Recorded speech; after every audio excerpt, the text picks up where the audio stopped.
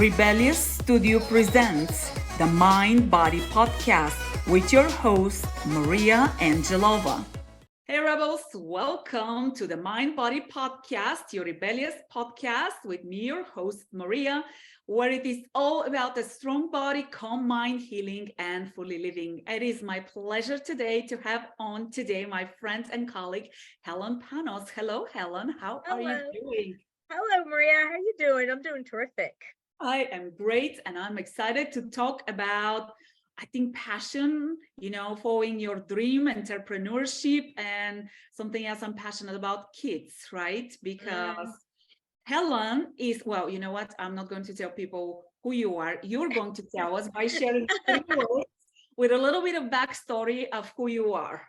Let's start that way.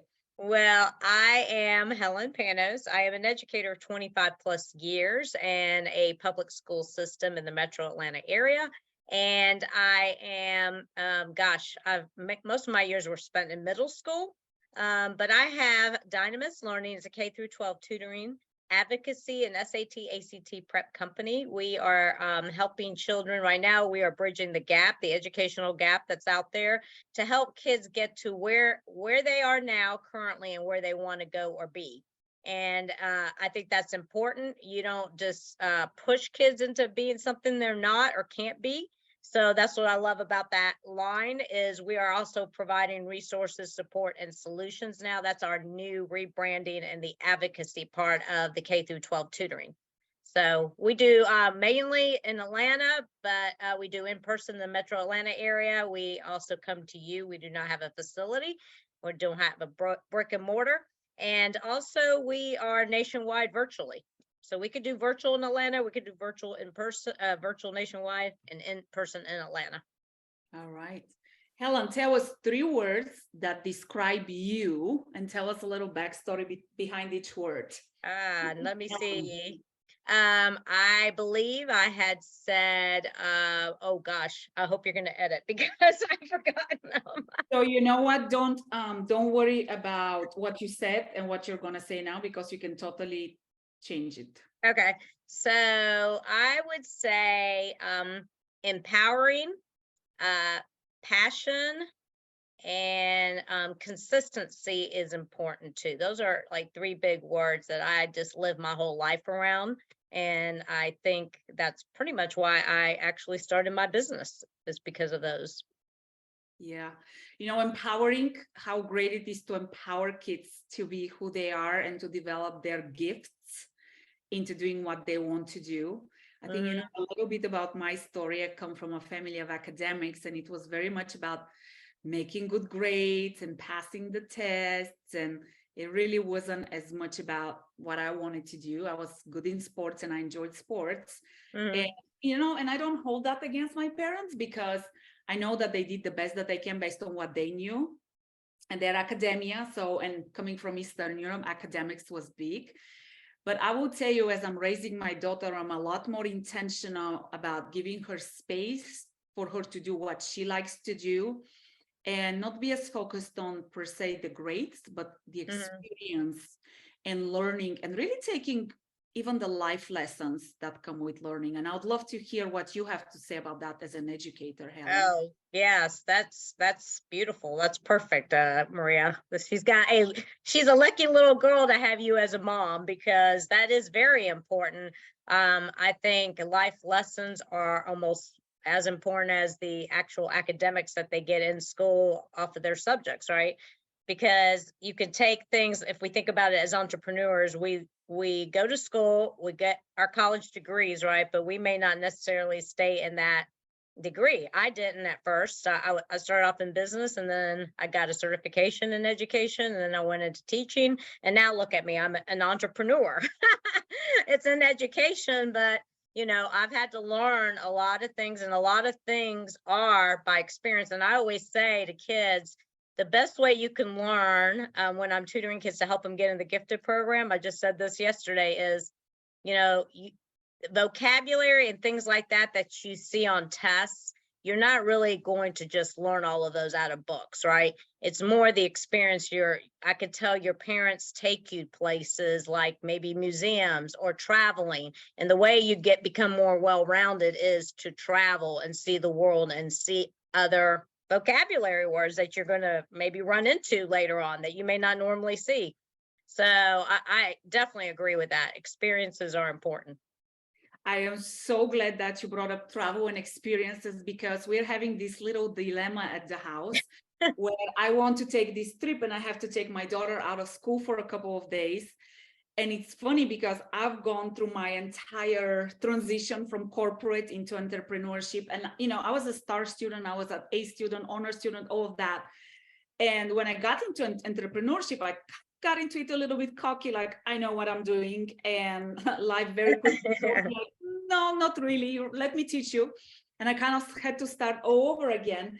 And we were having this conversation with my husband. He's like, why do you want to take her out of school? And I'm like, because what she will learn on this trip will be so much valuable than what she will get into the classroom, right?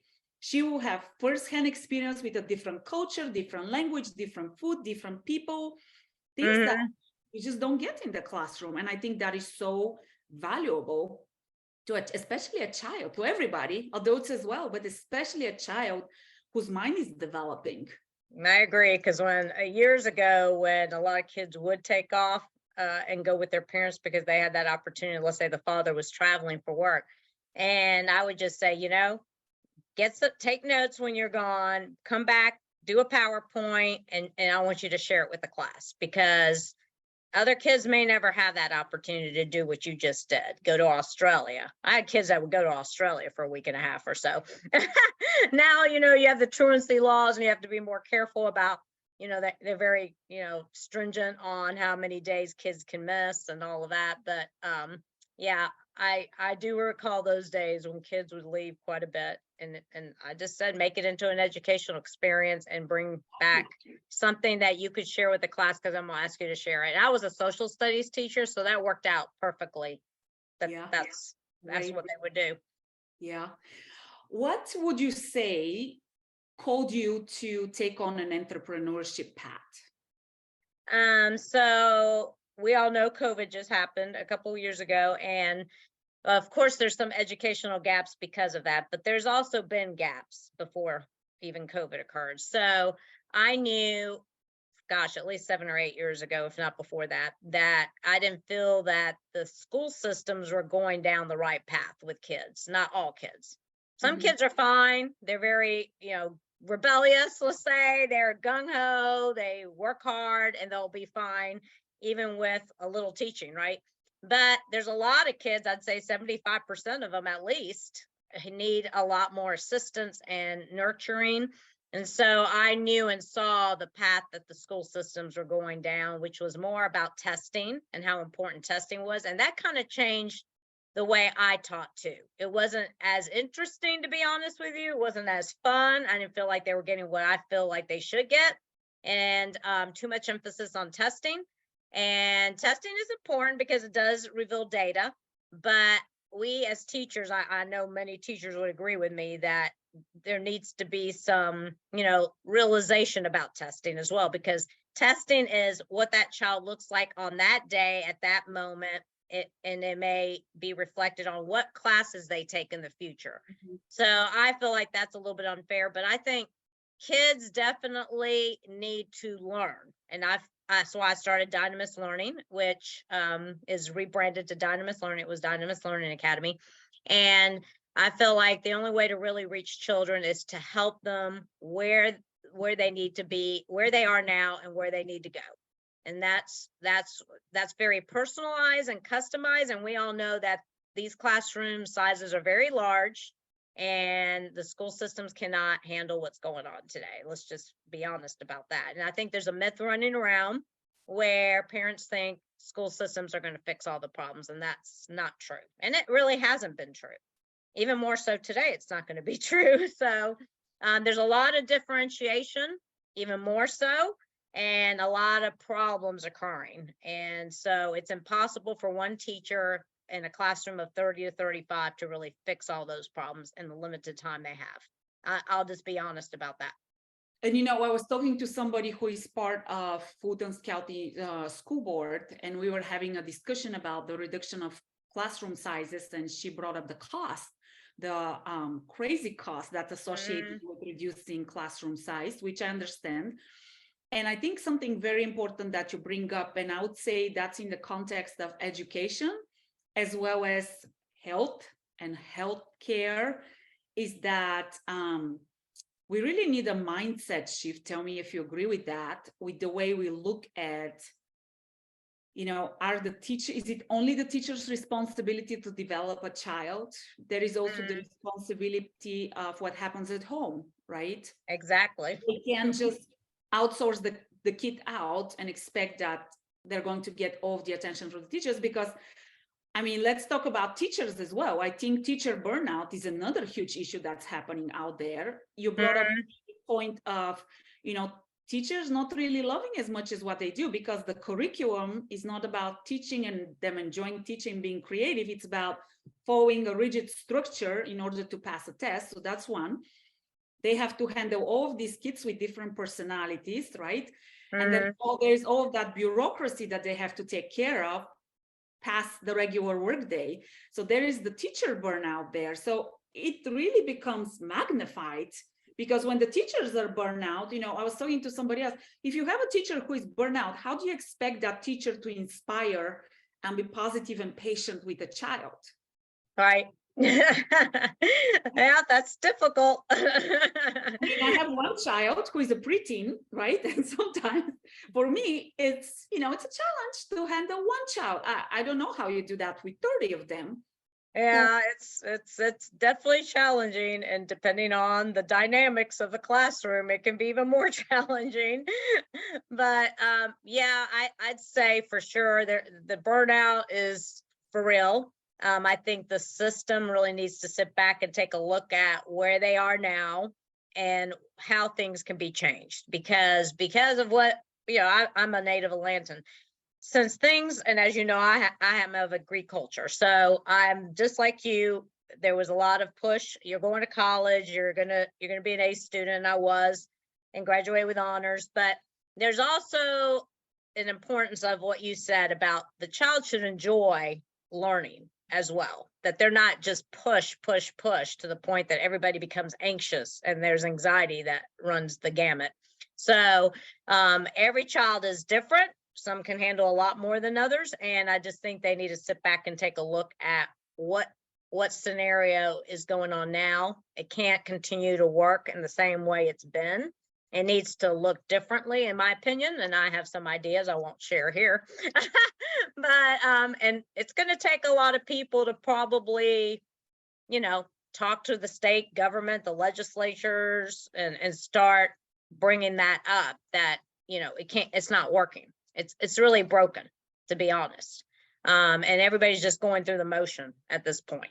So the individualized tutoring, I love it, because we can really elevate a child. I help kids get in the gifted program, and then it's so cool to watch even a child that may have some dual classification. Let's say they have some emotional issues, but they're very gifted. They're very strong in academics. They may get missed in the school system. So there's a lot of people look at it as just people who are struggling in academics and need to catch up, but it's even the ones that need to advance. It's important that they get what they can. They're like a sponge, so keep pushing them and they can get as much as they can get. And again, every child is different. So I think our system talks about differentiation, but it's really not feasibly possible in that many different directions that are happening right now. Yeah. So what do you see? What would you say is the most rewarding part of your job as an entrepreneur, Helen? I think seeing that a kid that came from a 30 who's a 4.0 student that can actually, in 3.5 weeks with tutoring and a lot of confidence building by the tutor and a lot of cheerleading, that they can get to a B. Stuff like that, like these big boosts of, wow, you can do it. They hit a wall and they weren't doing any work. So that's just an example of, gosh, I have many where we can assist. I helped a child who was one I taught in the gifted program in middle school. She was at the high school. She was taking the SAT, ACT, and she could not finish those tests. And so her mom called me and I talked to her personally. And I said, well, you need extended time to get this. You have ADHD. And so she never had the extended time. She didn't have a 504 plan. She didn't think she ever needed it. And so I think she finally realized she did. I talked to her about it. Then I got on a 504 meeting with the high school and her mom and her. I talked to her about advocating for herself. She did it. She came on, she did it. She had to advocate again to talk to teachers before we had that second meeting to get this thing pushed through. And she did it. I kept on her. I was texting her, but I kept on her and she did it. And boom, she got like a 500-point increase on her test when she got the extended time that she needed. And she's now in college doing very well. So I love stories like that. Even a kid who the parent just texted and said, this is the first 100 she's gotten in math class. And she's in an accelerated class in Atlanta Public Schools in Sutton. And she made her first 100 in math. She was all excited, and that she gets tutored twice a week. But there's something to be said about consistency and, just having somebody, being a trainer yourself, right? It's about, I could sit here and go work out at LA Fitness, and I am a member of LA Fitness, but will I push myself to go? Will I push myself to do a little bit more and step out of my comfort zone? No, I have a trainer. She pushes me, or I can tell her, hey, I need to work on this. This is what I think I really need to work on, and they can do it. So it's that individualized, personalized growth that helps push you to where you need to go. Do you like that? Yeah, and I think that's so important because, I work with mostly adults. And sometimes I'm like, we need to have a conversation about the way you show up, right? And I tell them this comes from a place of tough love because you need to learn to show up for yourself. And the other thing is you have accountability through me, right? Which is in a kind, supportive way, right? So where are you struggling? What can I help you with? And I think for those kids, especially the, middle school ones, the ones who are going through those life changes, we're trying to fit in, they don't know who they are, now they're struggling in school, right? It's the whole dynamics gets messy. Oh yeah, middle school is definitely to give them confidence and to teach them to self-advocate for themselves. That is empowering, to the word that you started with, and that teaches them a skill for life. It sure does. Yep.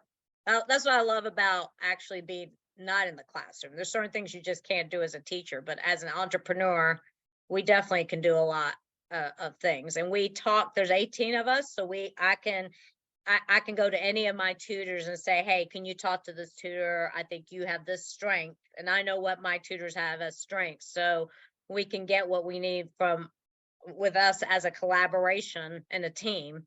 And get that team support and still help a child, even though they may have, let's say, me as a tutor.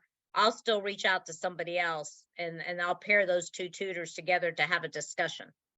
So yeah. And I have outside resources too that are not in my company that I can refer people to: psychologists, pediatricians, even consultants that do IEPs and special ed. I referred somebody that contacted me. She had a 4-year-old that needs an IEP.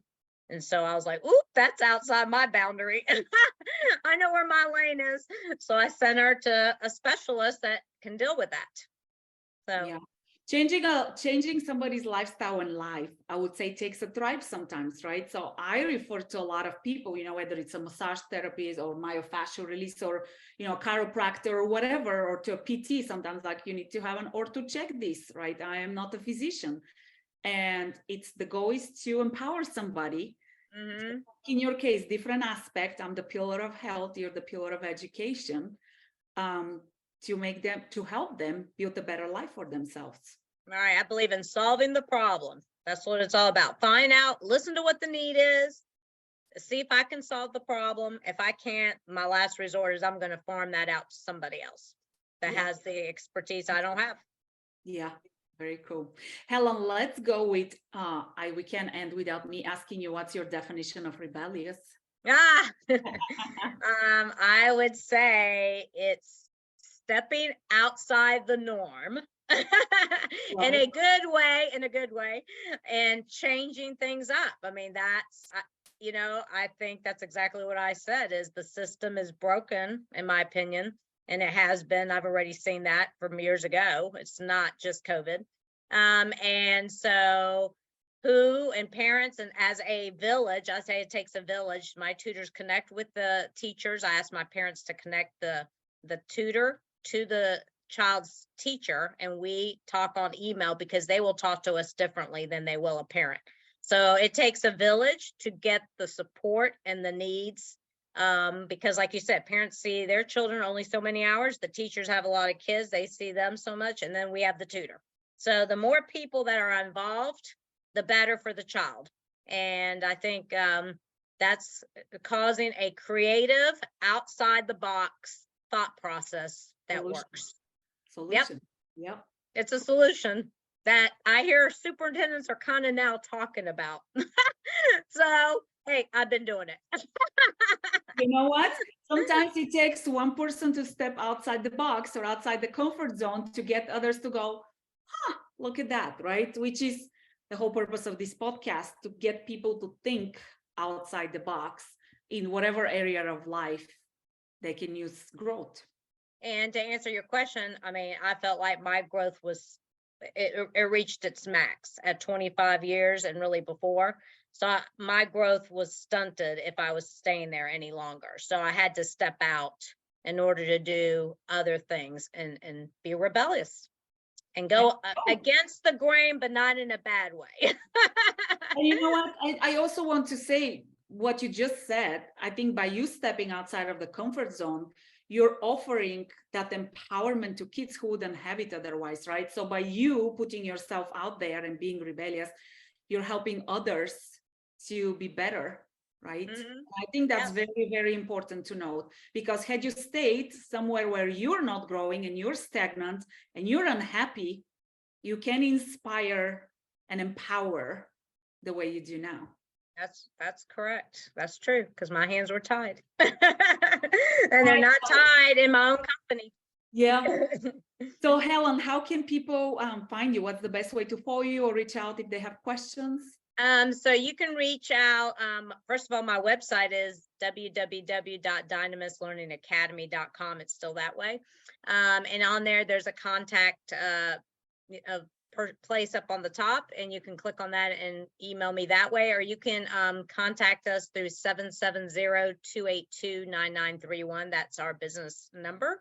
And or my email, helen@dynamislearningacademy.com. It's still got the academy in there for now. And so any of those ways, you can reach out. You can follow us on Facebook, Instagram, all of them, LinkedIn.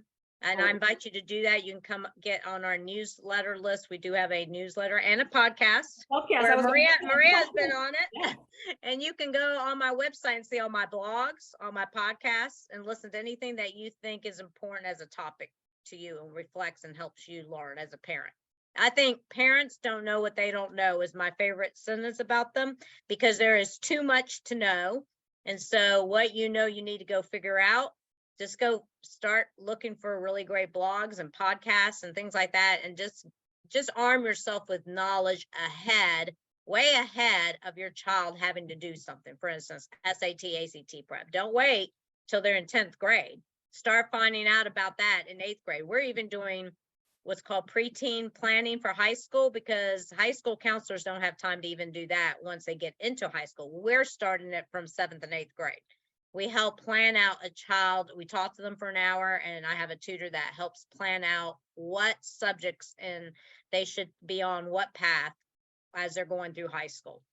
So, and we just did somebody that's an NCAA athlete that's looking at that for volleyball. So we just worked with her on her schedule just a couple of weeks ago. So if your child needs any help and they kind of have an idea of where they want to go, I would say a school is probably not going to help you as well as somebody like Right. planning person like us or somebody else. Yeah, somebody who can customize to what the child needs. Mm-hmm. Excellent. Well, Helen, I am so grateful to you for being here. Thanks for all the insight and inspiration and knowledge. And I thank you all for watching and listening. And make it a rebellious day. We'll see you next time. Bye. Bye. Thank you. Can't get enough of those rebellious conversations? Do make sure you subscribe, like, and share with your friends.